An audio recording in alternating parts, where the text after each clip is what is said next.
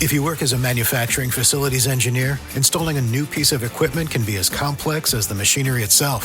From prep work to alignment and testing, it's your team's job to put it all together. That's why it's good to have Grainger on your side. With industrial-grade products and next-day delivery, Grainger helps ensure you have everything you need close at hand through every step of the installation. Call 1-800-GRAINGER, click Grainger.com, or just stop by. Grainger, for the ones who get it done. If you work as a manufacturing facilities engineer, installing a new piece of equipment can be as complex as the machinery itself. From prep work to alignment and testing, it's your team's job to put it all together. That's why it's good to have Grainger on your side. With industrial-grade products and next-day delivery, Grainger helps ensure you have everything you need close at hand through every step of the installation. Call 1-800-GRAINGER, click Grainger.com, or just stop by. Grainger, for the ones who get it done. October 24th, 1998 was an unseasonably warm day in Brooklyn, New York. 28-year-old Kristine Kupka was going out with her ex-boyfriend. The pair had barely begun dating when their relationship ended suddenly. But they had recently started talking again, and on this day, he told Kristine that he was going to show her his new apartment in Queens. He was talking reconciliation, and while Kristine didn't seem to be too interested in that, she did want to stay on good terms with him. After all, she was 5 months pregnant with their child. What was supposed to be an afternoon out and a possible new beginning turned into a mystery that has lasted over 20 years. Kristine never returned home that day, and the last person who was with her, Rudy Persaud, isn't talking. When a person goes missing, there's a special kind of pain in the not knowing. I want to tell the stories of those who never came home. I want to tell you the story of Kristine Kupka. I'm Kona Gallagher. And I'm Ethan Flick. And this is And Then They Were Gone.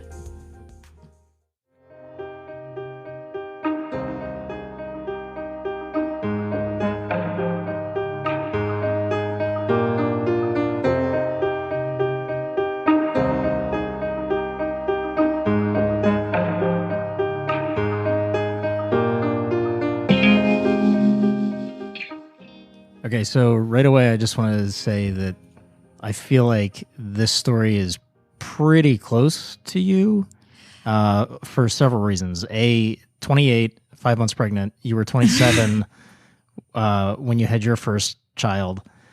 You were also living in New York at the time. Not in 1998, obviously, but at the same age.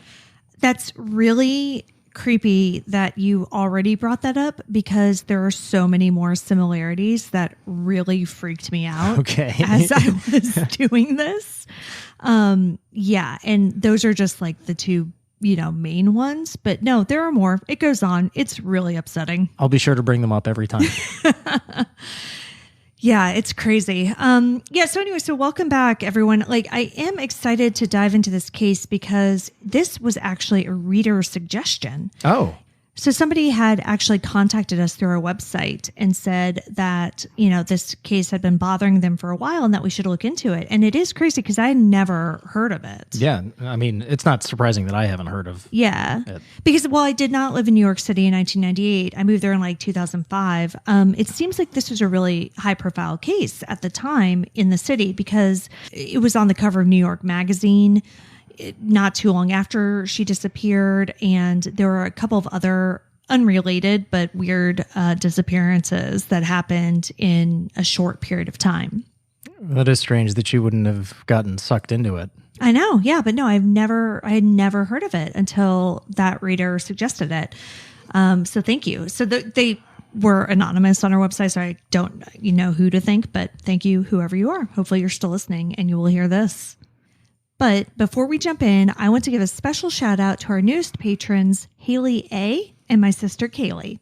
Kaylee loved the fact that I mentioned her last week, was not happy that I used it to make fun of her, and was annoyed that I didn't use her name. So here we go. Positive mention, use your name. Kaylee. Yeah.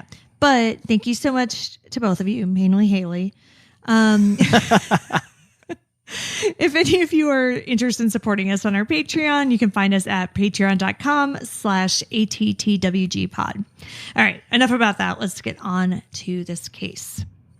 Kristine Kupka was born in Mount Carroll, Illinois on May 3rd, 1970.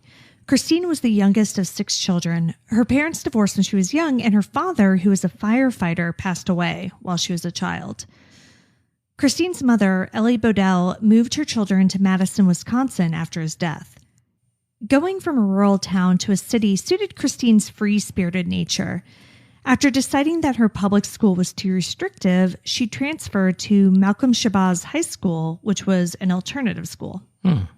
It was like apparently one of those places where, they had couches everywhere and, everybody just kind of hung out. Oh, see, when you say alternative school, I think immediately that's just where they ship the pregnant people. Yeah, no. In this case, it was like where all the hippie kids went, it sounds like. Oh, I probably would have enjoyed my high school a lot better if I had gone there. Mm-hmm. After graduation, Kristine initially followed a traditional route and enrolled at the University of Wisconsin.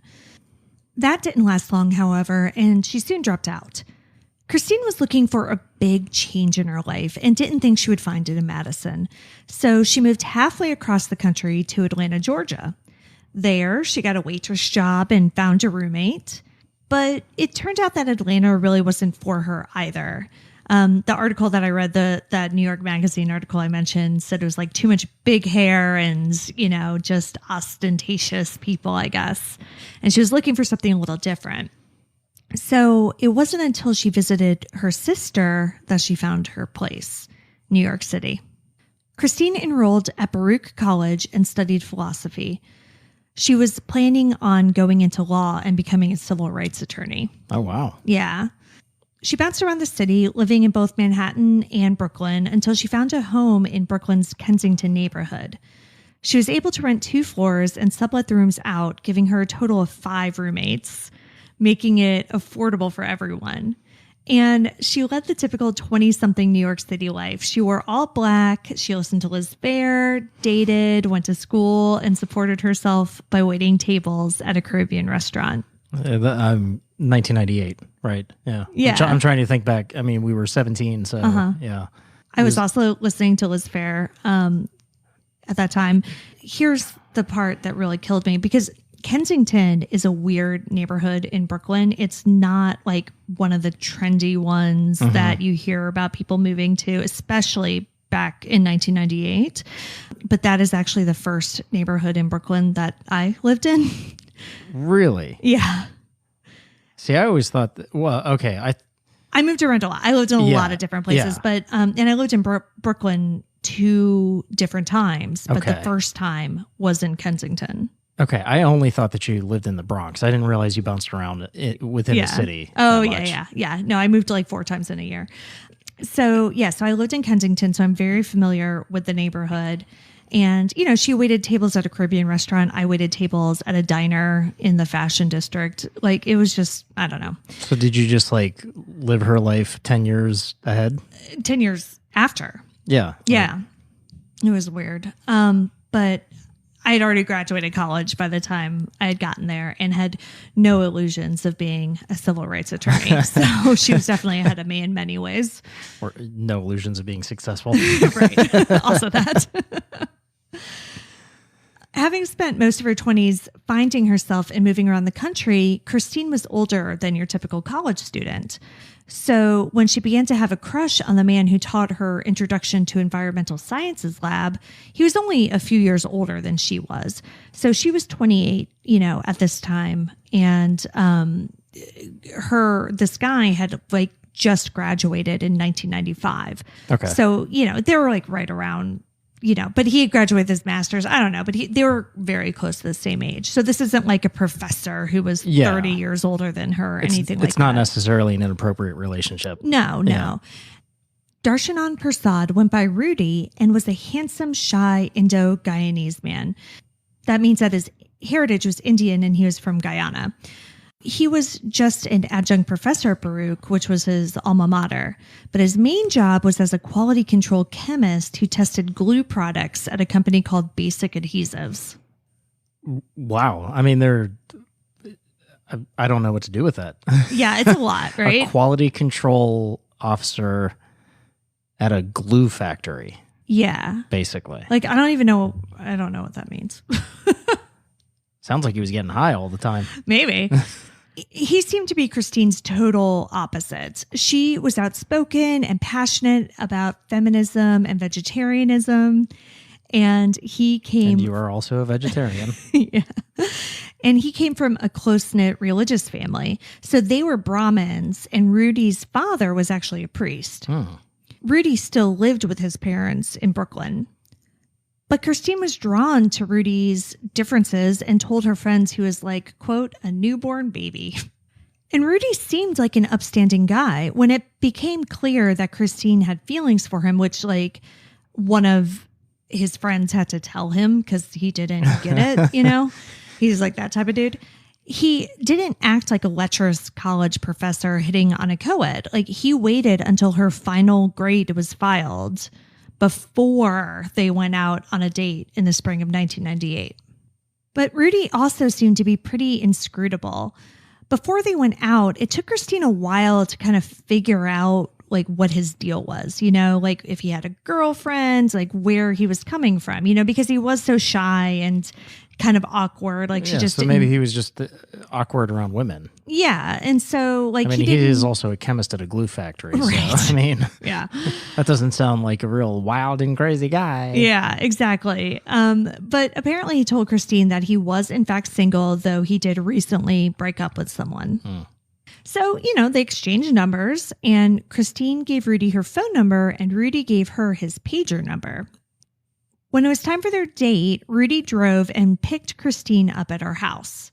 When he came to the home, Kristine's longest term roommate, a woman named Aslam, met him as well. And, you know, this may be hindsight, like, because again, she's getting interviewed for New York Magazine, you know, a short time later. But she told New York Magazine that her impression of Rudy when she met him was that he was cute, but that he was hiding something. Well, I mean, what does that mean?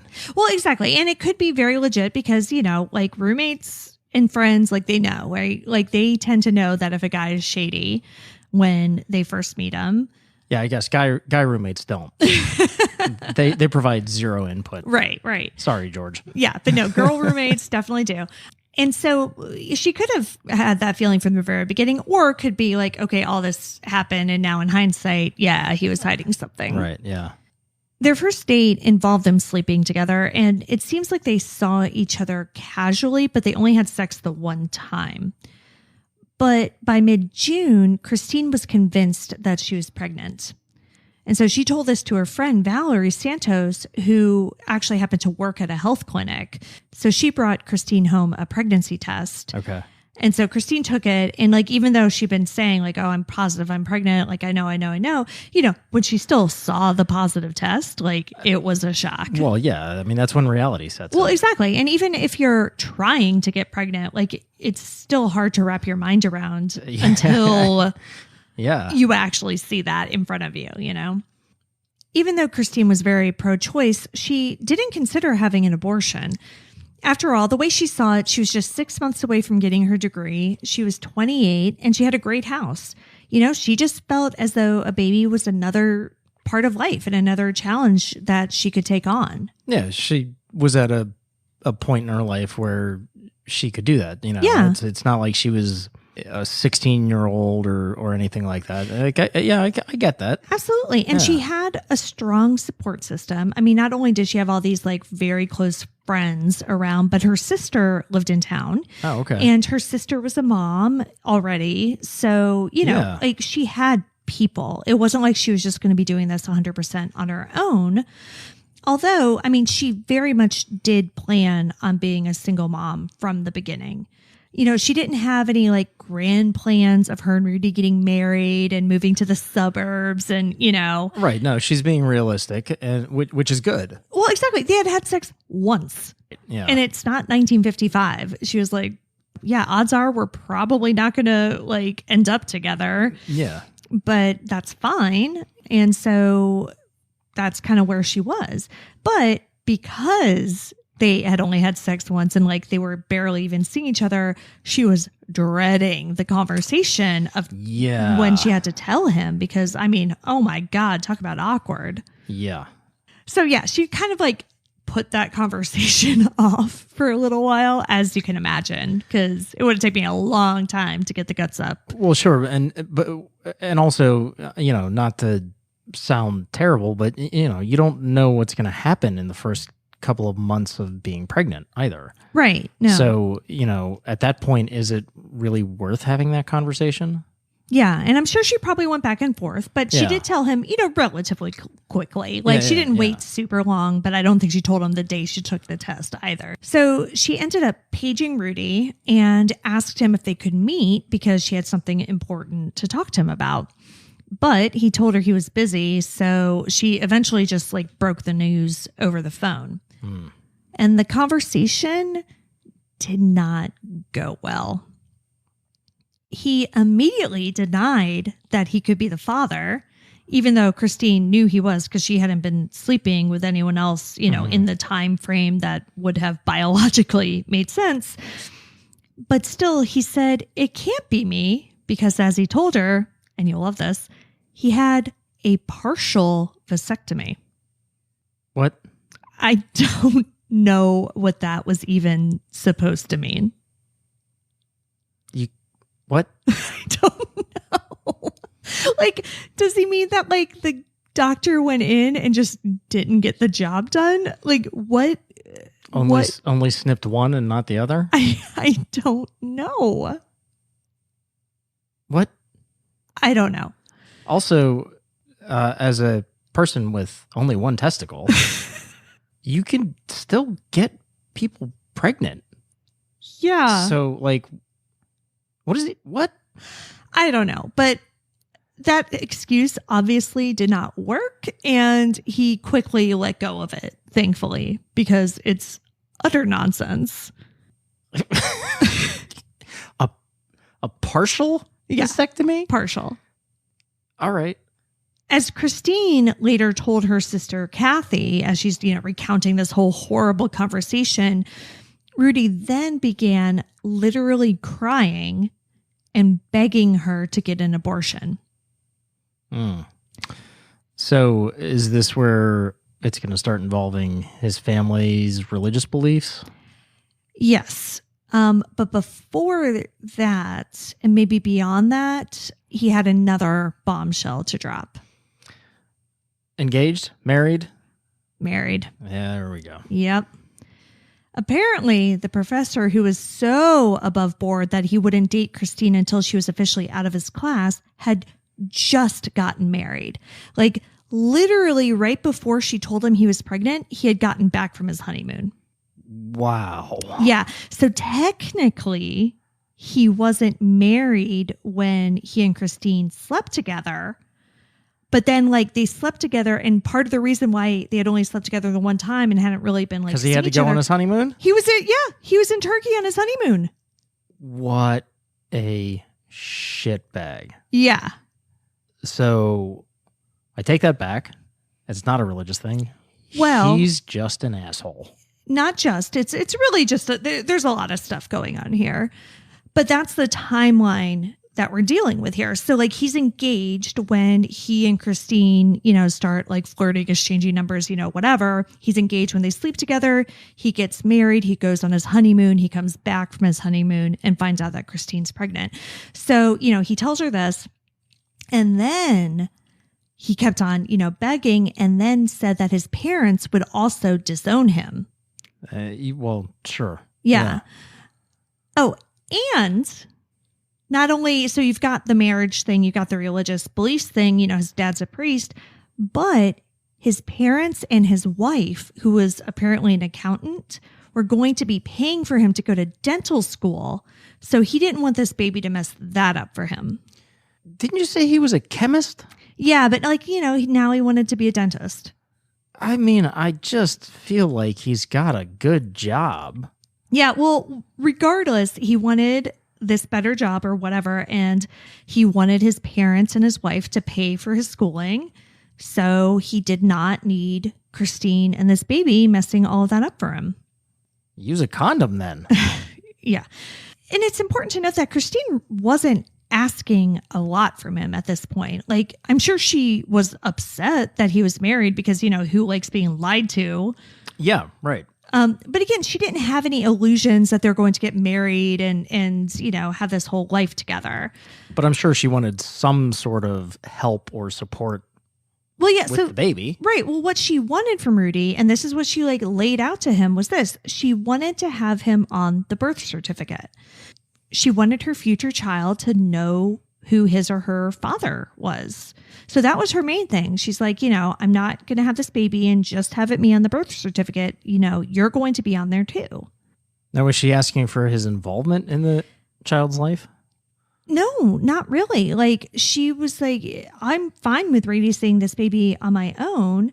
And I've read different things that said that she actually wanted him to give up parental rights. But I read another thing that said more that she kind of almost the opposite, that she just wanted to reserve the right to ask him for child support down the line, basically, if they needed something. You know what I mean? So she wasn't even going to be like, okay, baby's going to be born, you're going to start paying me monthly. Yeah. She just wants to say listen, if anything happens, I need to be able, I need to know that you're going to be there, basically, but not on a daily basis. My mind is blown. I mean, okay. If I were in his position, yeah, okay. Right. But he was still you're ruining my life. You're ruining my life. But he, at this point, he could probably get away with not telling his wife or his family. She wasn't threatening to tell anybody or do anything like that. She just wanted these basic things, but she wasn't going to let him completely just not acknowledge the fact that this was happening. Yeah, yeah. And look, he's already a shitbag, so what's one more layer of assery on top of that? Well, yeah, but I think from his perspective, this was something she was doing to him, right? He had his life planned and she was messing that up. Well, look, man up.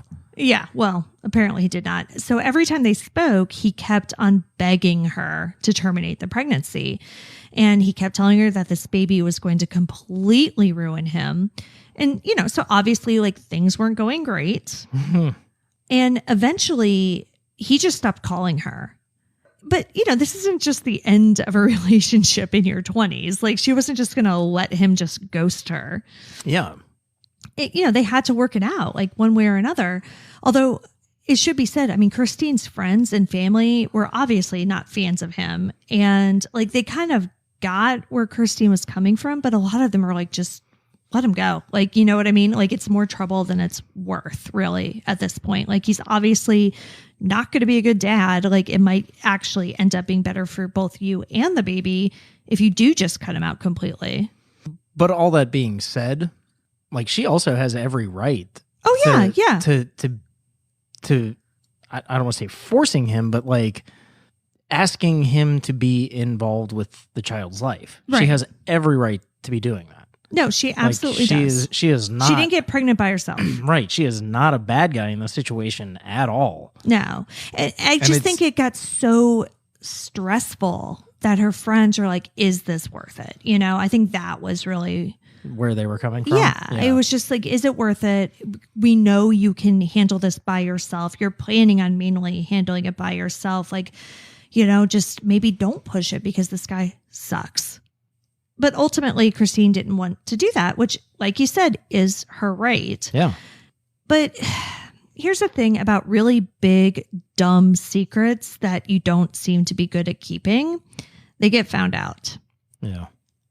So I don't think anyone was incredibly surprised when a woman called Kristine's apartment at the end of July asking who kept on paging Rudy. Mm. Yeah. So it was his wife, Rochelle. And like I said, Kristine never tried to blow up Rudy's life. She didn't threaten him. She didn't show up at his house or try to track down his wife or anything like that.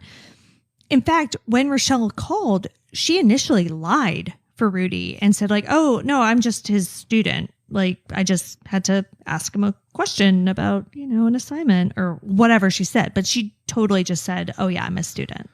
That's huge. It is. You know, I mean, I feel like she's going out of her way to make this to as accommodate easy this. as possible for Yeah. him when he does not deserve it. No. Yeah. Not at all. Look, I mean, shit happens in your life. Mm-hmm. You know, stuff doesn't, and I'm not saying that to dismiss his actions, but own it. You can't get out of this. Right, exactly. You know, like I said, so Rochelle called and Christine's like, no, he's my teacher, whatever. But then Rochelle kept calling because I guess she didn't quite buy it. Yeah. And eventually Kristine did tell her that they had been involved, but they weren't any longer. And like when they were involved, they weren't married yet. And she didn't know about her, you know, everything that you could imagine she would say in that conversation. Yeah. But eventually the whole story does come out. And, you know, Rochelle learns that she's pregnant. And at first, Rochelle was understandably furious with her husband. For sure, yeah. Right? Yeah. Apparently telling Kristine that she could have him. But then Kristine was like, no, thanks. I'm good. That wasn't my objective. Yeah. Like you can keep him. And Christine's friends, you know, think that she felt badly for Rochelle, which is also understandable. I mean, it's not her fault that her husband is a cheating, lying dirtbag. Yeah. Yeah. Both of these women were innocent in this. Yeah, exactly. They were both victimized by this scumbag. Yeah. Kristine kept trying to reassure her that she didn't want to harm the relationship, you know, and she just wanted like a few things from Rudy. After this whole back and forth and everything came out, it seems like they all kind of stopped talking to each other for a while. And things just went pretty much back to normal. But by October, Rudy came slinking back. So he told Kristine that his parents were out of town and that his wife kicked him out. So Rudy... Which might have been true. Yeah, maybe. At that point. But they were living with his parents at that point, too. Oh. Yeah, so that's the thing. So when I said at the beginning, when he and Kristine kind of started dating, he was living with his parents in Brooklyn. He was. And then when he got married, like he and his wife were living with his parents in Brooklyn. Interesting. Yeah, but he still said that he got kicked out. But, you know, so they apparently at this point started talking again and like spending some time together, but not romantically. They weren't going to get back together or anything like that. And Kristine actually kept on urging him to try to reconcile with his wife. Kristine sounds like a saint. I know. I mean, like... I know. I mean, you know, I want to... That is where our similarities end. Yeah. Like, how much are you going to go through for this guy? Exactly. Yeah. It did seem at this point like Kristine was also finally getting what she wanted, which was Rudy's involvement. He apparently during this time told her that he wanted to be her birth coach and wanted to give the baby a Hindu name. So he seems super on board, but like that actually made Kristine a little suspicious. Yeah. That's no, pump the brakes on that. Yeah. All of your actions up to this point does not lend itself to you like being by my bedside while giving birth. Right. No. Yeah, exactly. Sorry. And that's what she was thinking. She's like, this is a little bit too much of a 180. Yeah. You know, it's not like a gradual. Well, it sounds to me like he was actually telling the truth. He got thrown out and now he's grasping for something else. A relationship, a home, whatever. Yeah. I mean, I don't know. I have no idea, but he was still he was saying all this stuff, but he's still acting kind of weird. Like Kristine apparently told one of her friends that it bothered her because he would, you know, pat her on the head, but he would never touch her stomach. In the final weeks before her disappearance, Kristine didn't seem to be exactly afraid of Rudy overtly. Okay. But she also didn't seem to think that him being violent was out of the question either. Okay, so where does that come from? So she would say things to friends like, if anything happens to me, it's him. Super ominous stuff like that. But it didn't sound like she was afraid that he'd kill her or like anything like that. She was more afraid that he would find some way to make her lose the baby. So she was afraid that he'd like punch her in the stomach. I guess my question is more, where is that coming from? I think it was really just coming from the fact that she didn't trust what he was saying. Like, she didn't really believe that he had been kicked out because, one, it wasn't that he was just, living with his wife. He was living with his parents. Yeah. And two, he would say weird stuff too. Like, oh, I'm just waiting for Dunkin' Donuts to throw out their trash so I can eat. And it's like, you have a job. Like, what are you even talking about? He has money. Right. So he'd like say weird things like that she's like, well, that's not real. Like, what are you even talking about? And then this whole thing with like, oh yeah, now I want to be your birth coach, even though I was like begging you to get an abortion forever. So she just didn't trust him. Like, there was a big part of her that wanted to see the best in him, right? That wanted to see the part of him that she saw when they first got to know each other. But there was this other part of her that was like, there's something not right here. And I don't know what it is. So I can understand her wanting to see the best in him because it's a father of a child, going to right? have his child, yes. But being suspicious of him and then jumping to he might throw me down a flight of stairs to murder my unborn baby. I'm just wondering if there was any behavior of aggression previous to that. No, it doesn't sound like it. At least, and it sounds like she was very open with her friends and her sister Kathy. So you think that they would have known about something? I think so. I mean, you never know, because sometimes if you are in an abusive situation, you don't tell even those who are closest to you. Well, especially if it's new. Right, exactly. But so maybe. I mean, we obviously cannot 100% rule that out. Yeah. But what I will say is that nobody in her life had any indication of that. Okay. But part of the reason, so even though she maybe had these suspicions, part of the reason why she ultimately just thought she was like overthinking or, being dramatic or whatever, because she was like, well, he's not going to actually do anything to me because it would be too obvious. Okay. Right? Like, everybody would look at him. Well, yeah.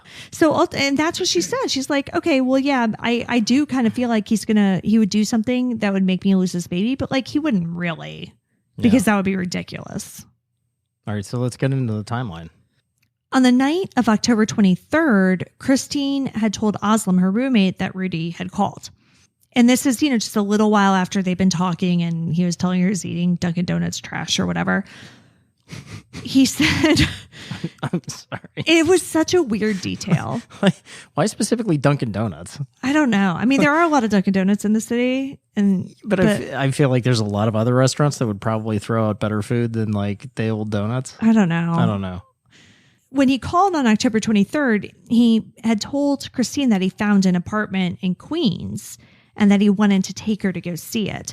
And this is interesting because there are so many different accounts of like what they were actually supposed to be doing this day. And I think if you read a lot of different articles, it can seem contradictory. But what I think it is that they had several things planned.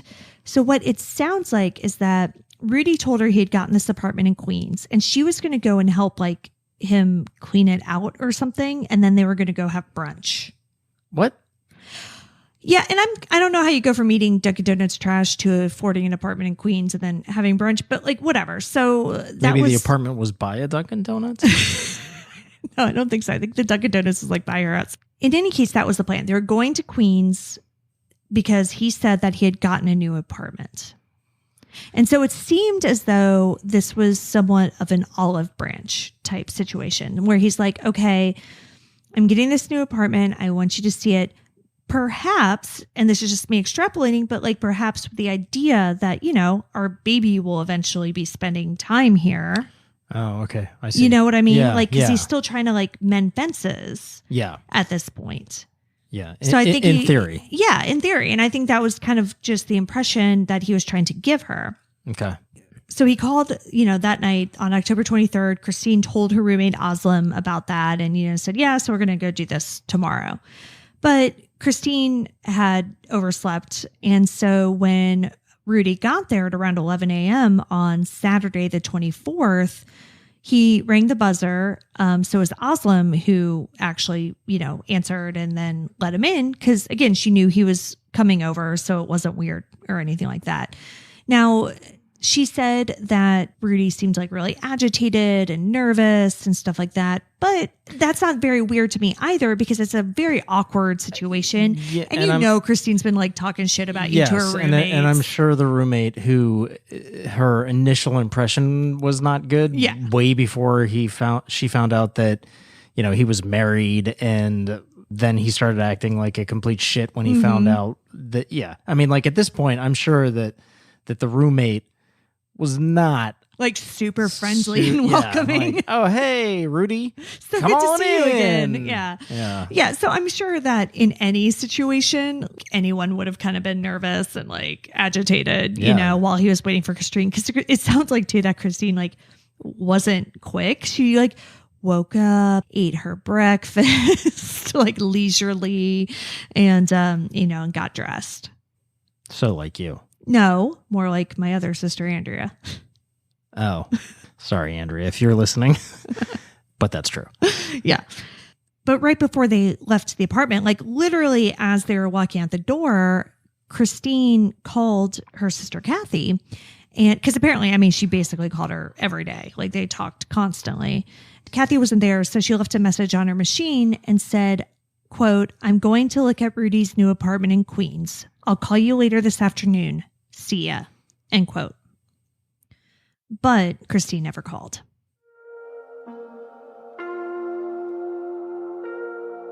Did you know that your calendar age doesn't always match how old your body truly is? I recently took the True Age test from True Diagnostic and discovered my biological age. And the results completely changed the way that I think about my health. My test revealed that I'm about 6 months older than my biological age, so clearly I have some work to do because I want to outrun the clock in terms of my health. And I can do that because the True Age test didn't just give me a number, it showed how quickly my heart, brain, liver, and immune system are aging. It was pretty eye-opening. Like, my brain is doing great, but I need to work on my cardiac health a little bit, which honestly was a bit of a surprise for me, but it's a great place to focus. The test itself was super easy and convenient. I did it from home. There was no doctor visit or big needles. It was a quick, painless finger prick. You send off the tiny sample in a prepaid package, and in about 2 to 3 weeks, you get a detailed online report about your aging and health. It's fast and hassle-free. So if you care about protecting your health and want to find out what your real age is, head over to truediagnostic.com and use my code ATTWG to get 20% off your entire order or subscription. That's truediagnostic.com and use ATTWG at checkout to get 20% off. Your future self will thank you. Hot sleepers, listen up. This one's for you. You probably know Avocado Green Mattress for their certified organic mattresses, but did you know that they also make unbelievably breathable natural bedding? From soft organic cotton sheets to light as air silk and lofty down duvets, their bedding is designed to naturally regulate temperature and keep you cool, comfy, and sleeping soundly all night long. Whether it's the softness of our organic cotton sheets, the cloud-like loft of our down and silk duvets, Avocado bedding is designed to deliver luxurious comfort that will have you looking forward to bedtime. And Avocado bedding is thoughtfully designed and expertly crafted for lasting durability. From reinforced stitching to premium, long, stable organic fibers, every detail is made to stand the test of time. Wash after wash, season after season. So head to avocadomattress.com today to save 10% on all bedding and 50% on clearance bedding. Avocado, dream of better. Armoire makes getting dressed easy. With a clothing rental membership from Armoire, you can build the perfect wardrobe with brands that are high quality, unique, and recommended just for you. All you have to do is take a 5-minute style quiz and select items from your dynamic, personalized closet. And the styles show up at your door in as little as 2 days. Then when you're ready for new clothes, just swap them out for more new-to-you styles. So I've been using Armoire, and I'm actually wearing one of their shirts right now as I'm recording this, and it's a great idea. You don't have to commit to buying the clothes, but you can really start to explore your own personal style. Like if there's a trend or something that you've been wanting to maybe try but not commit to, this is absolutely perfect. Because if you don't like it, you just put it back in the bag and get something else. Because we've all been there. You open your closet, and even though it's packed, you feel like you have nothing to wear. And with Armoire, that's a thing of the past. They make it effortless for all women to turn heads with stylish, everyday looks. You can rent high-quality designer clothing for any occasion, and it's all tailored to your personal style. Plus, you don't have to do laundry, and you don't have to go shopping. It truly could not be any easier. And right now, my listeners can give Armoire a try and get up to 50% off their first month, which is up to $125 off. Just visit armoire.style/ATTWG. That's armoire.style, ARMOIRE.style/ATTWG to get up to 50% off your first month and never worry about what to wear again. Try Armoire today. Has it ever felt like you're doing everything right? You're eating healthy, you're working out, and yet your energy still crashes, or your mood swings hit out of nowhere, like a twist in a crime story that you didn't see coming.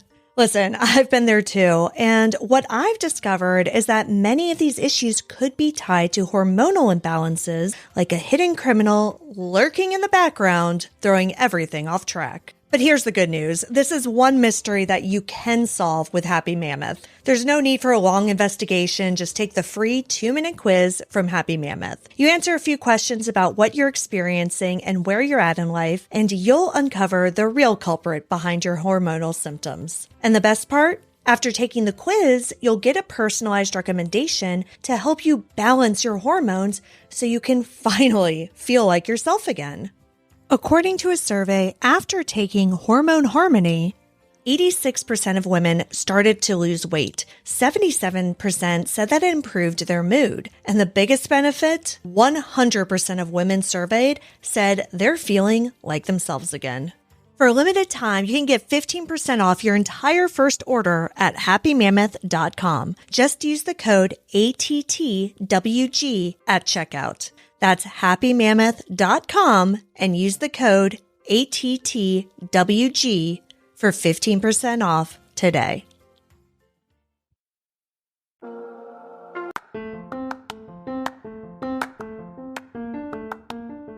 Have you ever wondered what it would be like to have a podcast host as your realtor? No, of course you haven't. That would be insane. Hey, it's Kona here to tell you that we can make that insanity happen because I actually am a realtor based in Northern Virginia. So if you happen to live in the area, I can help you directly, but I can also help anyone around the world achieve your real estate goals because I have an amazing referral network that I work with and I help people everywhere.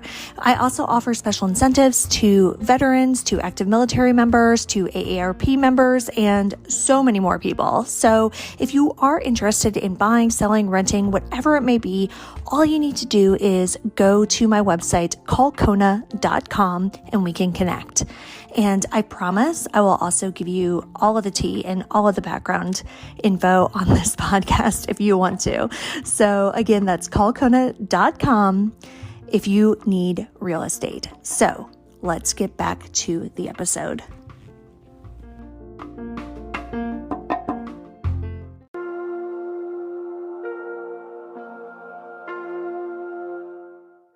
And Kathy was worried when she didn't hear from her sister that day. But I mean, what was she going to do, you know? Yeah. But when Aslam called her the next morning to tell her that Kristine had never come home.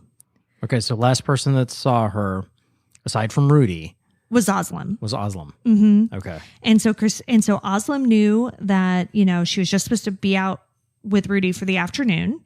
But, you know, when she didn't come home or whatever, that's not like, again, she's 28 years old. We're not talking about children here. Right. But it was weird for her to not have come home at all that night. And again, Aslam knew the whole situation. She knew Kathy. And so she immediately called Kathy and was like, hey, this doesn't seem right. And Kathy agreed. So she wasted no time springing into action. Kathy, her husband, and their toddler son all went down to the police station to report Kristine missing. Which I'm sure was not met with, oh yeah, we're going to definitely open an active investigation on this. No. Kristine was an adult with no health concerns. And so they told... I mean, aside from the being unborn 5 child. months pregnant, which really was interesting to me because typically what you see nowadays, and at least in our area, that if a pregnant woman goes missing, it is actually treated as a much more concerning thing than if a random 28-year-old went missing. Yeah, agreed. Right? But the NYPD did not treat this that way at all. They're like, she's in between the ages of 16 and 64. She has like that. Those are their, That's a huge age gap. I know, but that's what they told her. So she were younger than 16 or older than 64, they would jump into action sooner. But because she was smack in the middle of that, they weren't super interested. So they told her that not only were they not going to start a missing persons investigation that day, but it was going to be 2 days before they would even take an informational report from her. Okay. Again, it's not so much her age, but it's the fact that she's pregnant. And statistically, and these, have been the statistics for years, like homicide is the number 1 cause of death for pregnant women. Did not know that. Yeah. And they even said things like, well, maybe she went back to Wisconsin for a visit. And Kathy's like, what the hell are you even talking about? Like, no. I mean, her family is in Wisconsin, right? Yeah. So if she went back for a visit, someone would know. Somebody'd probably call and be like, hey. Kathy weirdly showed up, even though she left her apartment without like a jacket or luggage or barely any money. So it was all nonsense. And Kathy obviously knew it was not nonsense. There wasn't much left for anyone to do that day, though, which was Sunday. But the next day, Monday, Kathy and her husband, Kevin, went to Baruch. But they didn't go there to find Kristine. They went there to find Rudy. And I don't think that Rudy was actually teaching there that semester. Because again, he was just an adjunct professor and he had this full-time job. So I don't know if he had a class or not. Yeah. But they did go to the personnel office and try to get his address. But the clerk there said, no, I'm not going to give you a professor's address randomly. I don't know you, So, yeah. And so she was like, bring a subpoena and then you can have it. But since Kristine was a student, like they basically just went through her network of friends and acquaintances, and they all kind of pieced together a general address for Rudy. Okay.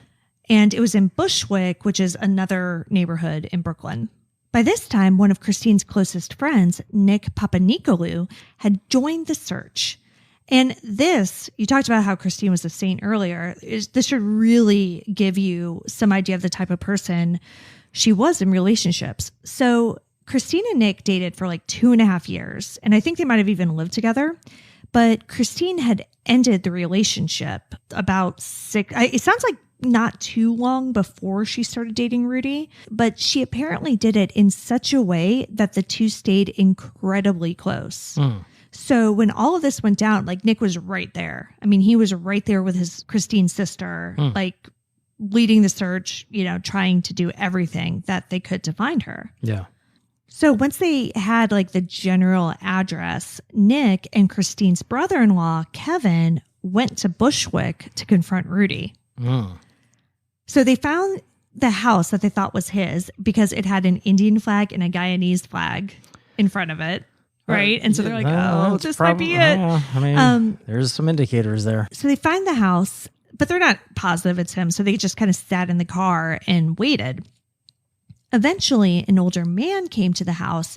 So Nick and Kevin approached him and asked about Rudy. It turns out that they did have the right house, and this was Rudy's uncle. And he told them that he had seen Rudy on Saturday morning, but not again until Sunday evening. Okay. But, I mean, that doesn't necessarily mean anything, All right. Do we know, is this uncle living in the house or this is I don't think he was, but I'm really not clear on that at all. Yeah. So, it's not a either way, it's direct not terribly timeline weird. Witness. No. As far as Rudy's whereabouts go. Not at all. So they're like, okay, well, that's, some sort of information though. So they went back to the car and waited. And then later, Rudy's mother got home. And it sounds like they kind of just unloaded everything on her and told her that she needed to have Rudy there at 7 p.m. so that they could talk to him. Okay. Yeah, so this is like 5:30 at this time.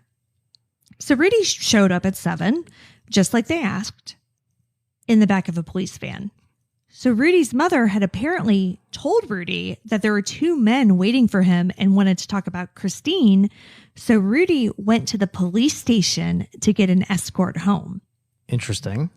Yeah, so Nick and Kevin are waiting, and then this police van pulls up.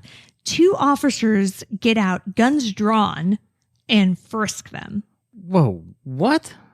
Yeah, because I guess Rudy had told them that his mom had called and said that these men were there harassing him. And I wonder if there was some miscommunication between the attempted missing persons report and this incident. What do you mean?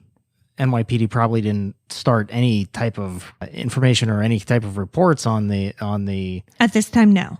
Because if you had some sort of information, some sort of contact information about a potential missing persons related to Rudy, and then Rudy comes in and says, the family's waiting for me, maybe the reaction would have been different. I mean, I'm also completely confused as to why they would jump out with guns drawn. I mean, are you sure that actually happened? That this is according to Kevin. So this is what Kevin told reporters later. He said that Rudy pulled up in the van, that he and Nick were waiting, and that the cops jumped out, guns drawn, frisked them, and Rudy just kind of hopped out of the van all casually.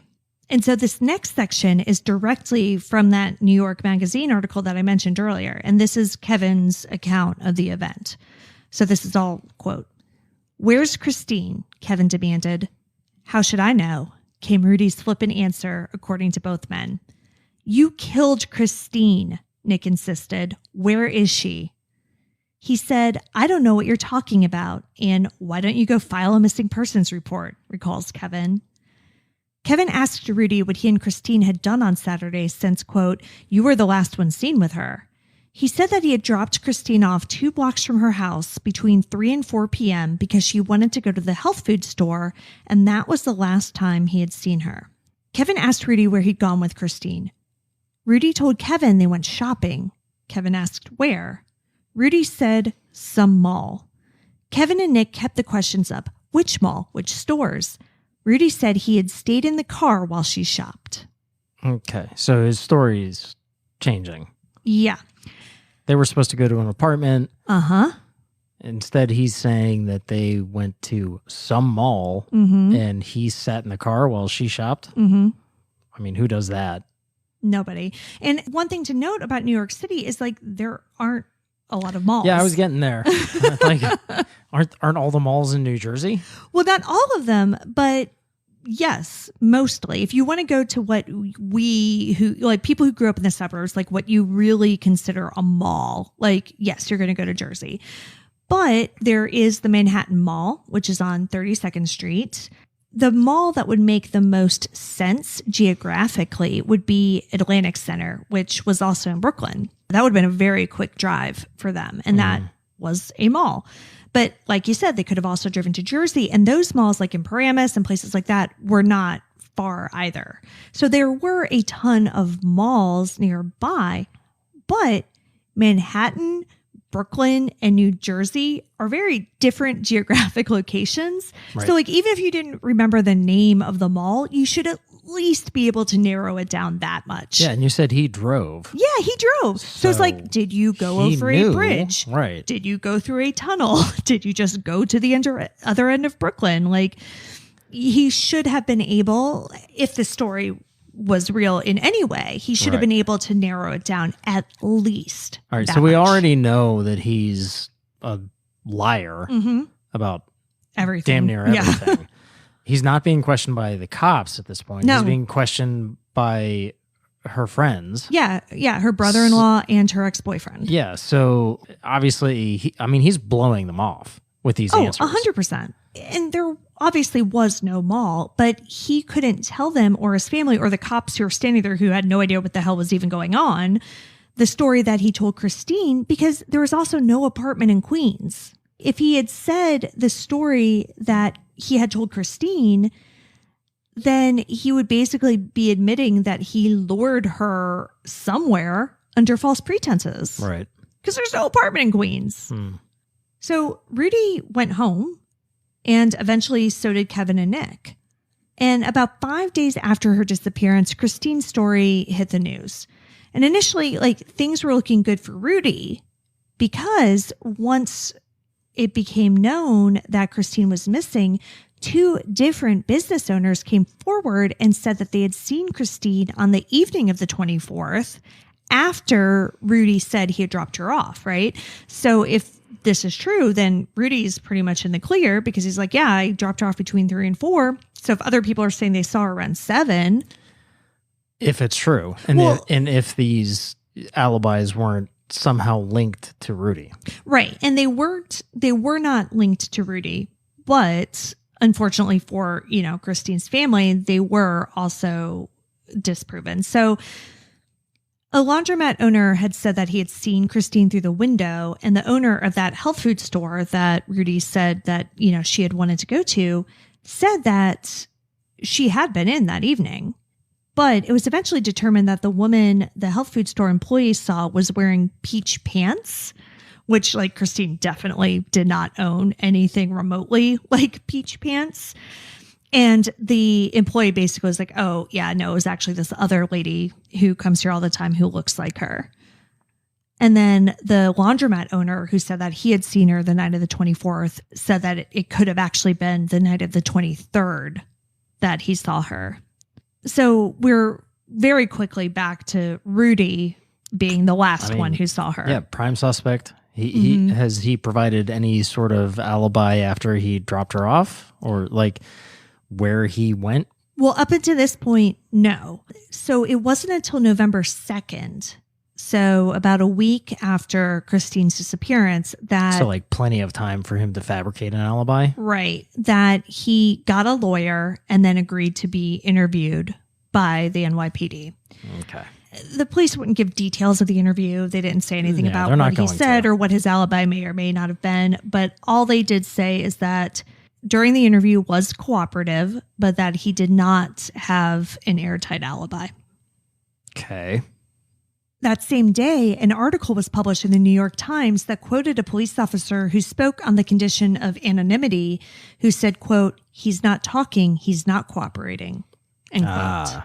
There we go. Yeah. That sounds more like the Rudy we know. Yeah. And to this day, Rudy has never given another interview to law enforcement. So that's it? No, it's not it. It's it in terms of Rudy's story, because he's not giving any more of a story.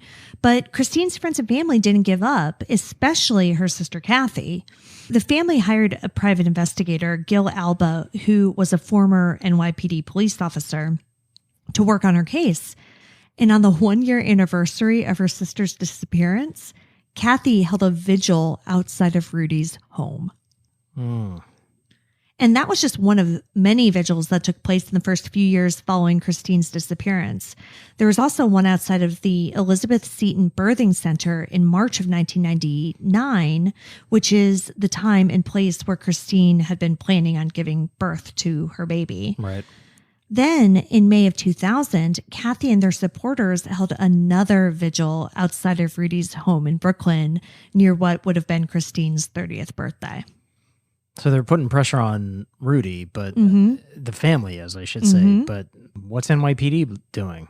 Well, not a whole lot, honestly, after the initial investigation. So the initial investigation, they, of course, interviewed Rudy, like we mentioned, but didn't get much out of him. And so they also had to look at other options, of course, right? Sure. And so they're like, maybe something happened to her. Maybe she's in a ditch somewhere. So they literally did look in ditches, on the side of the road, things like that.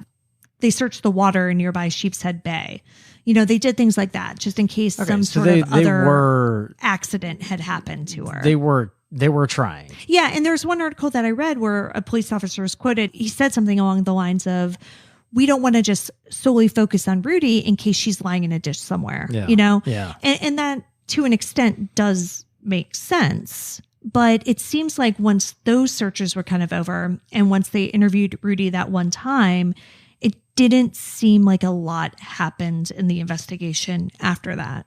And to be fair, this is a tough one, right? Because there's no body, like there's no physical evidence. There's Right. nothing to kind of sink your teeth into. Yeah, and if he's lawyered up at this point, he's already quote unquote cooperated with the police investigation, and his lawyer's going to tell him not to say anything further. Right. And so police apparently never felt that they had enough evidence to either get Rudy to talk anymore or to compel a search warrant of any location. So his home was never searched, nor was his car, his office, anywhere remotely connected to him. There isn't really enough evidence there. There's just not enough evidence to get a search warrant. I would hope that it's loose. I mean, all it is, given the fact that the last place she was kind of seen was in his car, that maybe they could have gotten something for the car at the very least. Maybe, but that's pretty loose. Yeah, so I don't know. I mean, that's the only thing that I could really because also, I mean, there's actually no evidence of a crime being committed. Well, that's the other thing. Yeah, it's not just. We're worried she's murdered. Mm-hmm. There's no evidence that anything actually happened. No, you're absolutely right. So it's like, how hard can they really push? But Kathy, who had been dogged in her search for her sister, was obviously not happy with this whole situation. For sure, yeah. Yeah, and so she slammed the NYPD for not taking Kristine's disappearance seriously and wasting valuable time because it was just about a full week after Kristine was last seen that they finally started the official missing persons investigation. See, that's where I have the problem with it. Yeah. Yes, she's an adult. She quote unquote doesn't come home, but the fact that she's pregnant and none of her closest associates, friends, family, none of them have heard from her, and she's 5 months pregnant. Yeah, that to me should put her on an endangered person. Yeah, I would think so too, because I feel like that just automatically puts her at a higher risk. Yes, absolutely. Especially given the circumstances around her relationship with the father of the baby, right? With Rudy. Mm-hmm. In 2000, Kathy spoke at the City Council's Public Safety Committee meeting and said, quote, "To the police, my sister Kristine was a flake, a tramp, a drug dealer, an obsessed woman, unreliable, a conniver," end quote. And just as a quick side note, there's no evidence in anything that I read that Kristine was a drug dealer or anything like that. Like, my guess is that the police maybe found marijuana or something like that in her house or her room or whatever. But regardless, like, drug dealers, flakes, tramps, all deserve justice. Well, yes, absolutely they do. But also the police were also not saying that. At least not publicly. Not publicly. And this was just Kathy's impression of what they thought of Kristine and why they weren't taking her disappearance as seriously as she thought they should. All the impressions of like a grieving, angry sister. So, the amount of truth in it, who knows? But right. She felt so strongly that she went up in front of people at this meeting to say that publicly. Kathy also spent thousands of dollars on a billboard that was on the side of the Brooklyn Queens Expressway that featured a photo of her sister with the caption, "Missing/murdered." She kept tabs on Rudy and his family, and when he eventually moved to Florida with his wife and their child to open a dental practice, so I guess she and his parents still paid for that dental school, she flew down there to confront him. She sent photos of Kristine to his family. I mean, she was absolutely unrelenting. And so these high pressure tactics really reminded me of our last two episodes, the Smart case, right? Yeah, I was thinking the same thing. Yeah. When they were trying to find their daughter, Kristen, and these cases are similar in that foul play was pretty much the only thing suspected in both cases. No one really thought that either of these women had just run away or anything like that, which we so often see in these cases, like, oh, maybe they went and started a new life. Right. In these two, nobody thought that. Yeah. And although the man they were last seen with was heavily suspected from the beginning, an arrest was never made. And like so many instances that we saw throughout the years in the Smart case where a break seemed as though it was just around the corner and we were finally going to have answers, Kristine's family went through that in 2010.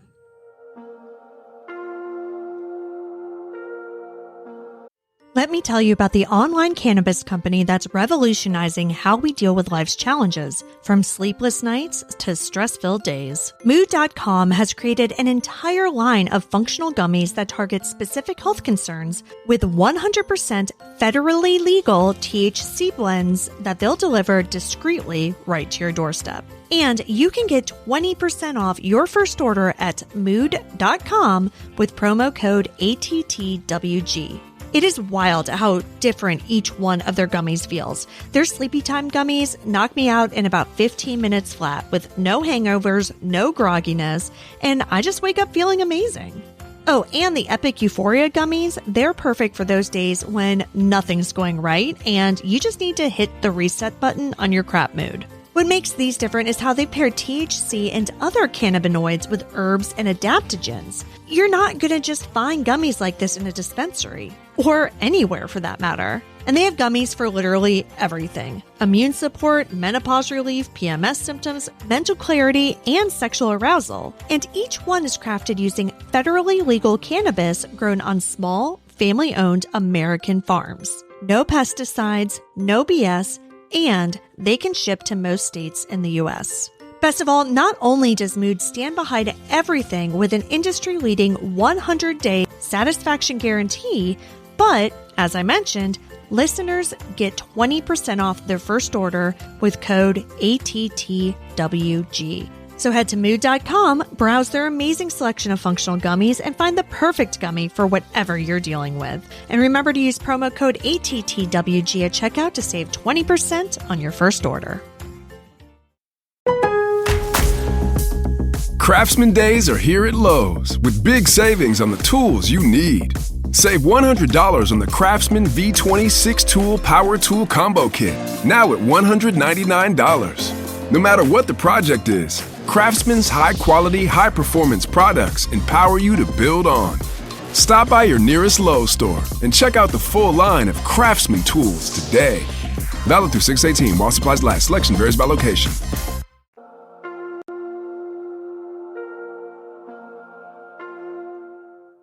Kathy may believe that Rudy acted alone when it came to her sister's murder, but she also thinks that there were other people who were involved and or know what happened to Kristine. And apparently, members of his family have made calls over the years with like tidbits of information. And one of those calls led Kathy and investigators to an auto supply store in Jamaica, Queens. They received information that Kristine was killed and buried under the store, which was owned by Rudy's cousin, Kimraj Miraj. Kathy and police asked Miraj several times if they could search the store, and he always refused. And as Kathy said, he eventually got nasty about it. But in 2010, they found out that the building had been sold and was now a plumbing supply store. Yeah. So they took the request to the new owners who were like, yes, if there is a body under our store, please remove it. Yeah, right? Yeah. So the police brought cadaver dogs in and they had a hit. So once the cadaver dogs had a hit, they started digging. So they brought in excavators, like the whole 9 yards, and they dug over several days. When Kathy got that call that they were finally going to be digging up the store, because this tip that they had gotten, had been years before. So like this is something that they've been trying for a long time to make happen. Right. And so she truly believed at this point that at least part of her nightmare was going to be over. She thought that they were going to be bringing Kristine and her baby home. Because by this point in 2010, she had been searching for over 11 years for her sister. And while I don't want to say that her life was ruined, the tragedy had certainly taken a toll. She spent tens of thousands of dollars over the years on the search, and the stress of the situation led her and her husband Kevin to divorce. And Kathy, who had been a teacher, eventually she just couldn't do it anymore. So she just had to completely switch careers. Plus, at the time of this dig, her and Kristine's mother had just passed away from cancer. Oh. Yeah, so the prospect of finally finding Kristine was just a small bright spot in an otherwise very dark time. But unfortunately, nothing was turned up in the search. Well, all right, I shouldn't say nothing because oddly, bones were found, but they were determined to not be human bones. But either way, there was no trace of Kristine or her baby at the shop. And, as for the hit that the cadaver dogs got, investigators are afraid that it was just a false positive, basically. Mm-hmm. But they are still considering the possibility that Kristine could have been killed there, but then moved. Right. And that's why they hit, but then didn't ultimately find anything. Yeah. But that's the last major break in this case. Today, Rudy Persaud is still married to his wife Rochelle and lives in the Tampa, Florida area with her and their children. He's a dentist who seems to be living a successful life despite popping up in the news every once in a while. And Kathy continues to search. And this really does seem to be a case in which there are people out there who know exactly what happened to Kristine, and people who aren't just the man who killed her. So my hope is that putting her story out there will make these people understand that Kristine and her baby have not been forgotten, and maybe their conscience will lead them to finally say what needs to be said.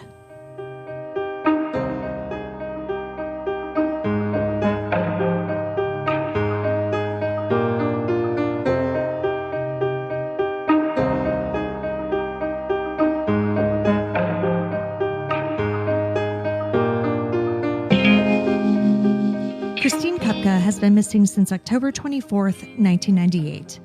She was last seen in the company of Darshanand Rudy Persaud. She was wearing a long black skirt, a black sweater, and black boots. At the time of her disappearance, Kristine had red hair and blue eyes. She was 5 months pregnant. If you have any information about what happened to Kristine Kupka, please contact the New York City Police Department at 646-610-6914. You can also contact the private investigator working her case at gilalba.com. You can see all of the sources for this episode along with photos and videos at our website and thentheyweregone.com. And be sure to follow us on social, and Then They Were Gone Pod on Facebook and at ATTWG Pod on Instagram and Twitter. If you like what we're doing, please subscribe and consider leaving a 5-star review on Apple Podcasts. It will help new listeners find us, and the more people that listen, the more chances we have of bringing someone home. And we'll see you here next week for a brand new episode. See you next week. And Then They Were Gone is hosted by Kona Gallagher and Ethan Flick. All research, writing, and editing is done by Kona Gallagher. Theme music is The Stork by Ketsa. Additional music is provided by Kai Engel. And Then They Were Gone is a Little Monster production. Hey, you can do it! If you work as a manufacturing facilities engineer, installing a new piece of equipment can be as complex as the machinery itself. From prep work to alignment and testing, it's your team's job to put it all together. That's why it's good to have Grainger on your side. With industrial-grade products and next-day delivery, Grainger helps ensure you have everything you need close at hand through every step of the installation. Call 1-800-GRAINGER, click Grainger.com, or just stop by. Grainger, for the ones who get it done. If you work as a manufacturing facilities engineer, installing a new piece of equipment can be as complex as the machinery itself. From prep work to alignment and testing, it's your team's job to put it all together. That's why it's good to have Grainger on your side. With industrial-grade products and next-day delivery, Grainger helps ensure you have everything you need close at hand through every step of the installation. Call 1-800-GRAINGER, click Grainger.com, or just stop by. Grainger, for the ones who get it done.